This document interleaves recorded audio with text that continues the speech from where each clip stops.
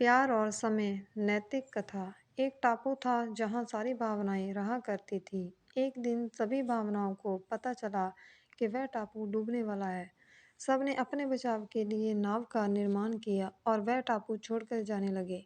लेकिन प्रेम वही रहा। प्रेम आखिरी संभव क्षण तक उस टापू में रुका रहा। लेकिन जब उसे लगने लगा कि अब टापू पूरी तरह से डूबने के कगार पर है और अब वहाँ रुकने का कोई औचित्य नहीं है, तो वह वहाँ से निकलने के लिए सहायता खोजने लगा। उसी समय उसकी दृष्टि समृद्धि पर पड़ी, जो एक बड़ी नाव में वहाँ से गुजर रही थी। प्रेम ने उसे पुकारा और पूछा, समृद्धि, क्या तुम मुझे अपने साथ अपनी नाव में ले चलोगी?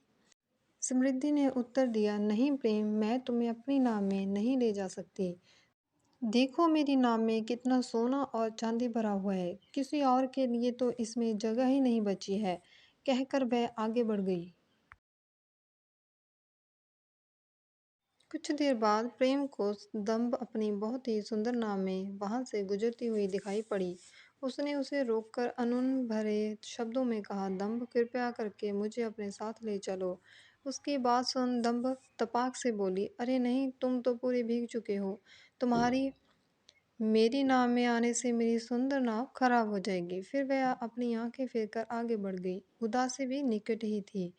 प्रेम ने उससे पूछा तो उसे उत्तर मिला, ओ प्रेम, मैं बहुत उदास हूँ और इस समय अकेले रहना चाहती हूँ। ठीक उसी समय खुशी भी वहाँ से गुजर रही थी, लेकिन वह इतनी खुश थी कि उसने प्रेम की पुकार सुनी ही नहीं और आगे निकल गई। अब प्रेम को लगने लगा कि वह इस द्वीप के साथ ही डूब जाएगा और वह अपने अंतिम क्षण की प्रतीक्षा करने लगा।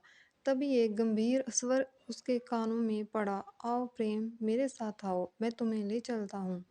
ये सुनकर प्रेम खुशी खुशी उस नाव में बैठ गया। उसने ये तक नहीं पूछा कि वह कहाँ जा रहे हैं और उसे ले जाने वाला कौन है। सूखी धरती पर पहुंचने के बाद उस गंभीर आवाज ने प्रेम को वहां छोड़ दिया और अपने रास्ते पर चला गया। कुछ देर राहत की सांस लेने के बाद प्रेम को यह एहसास हुआ कि जिसकी सहायता से उसकी जान बच पाई है, उसके बारे में उसे ये तक नहीं पता कि वह कौन है। वह ज्ञान के पास गया और उसने पूछा कि उसे बचाने वाला कौन था। ज्ञान ने उसे बताया कि वह समय था। समय? भला उसने मुझे क्यों बचाया? प्रेम ने हैरत से पूछा। ज्ञान मुस्कुराया और बोला, क्योंकि समय ही प्रेम का मूल्य समझ सकता है।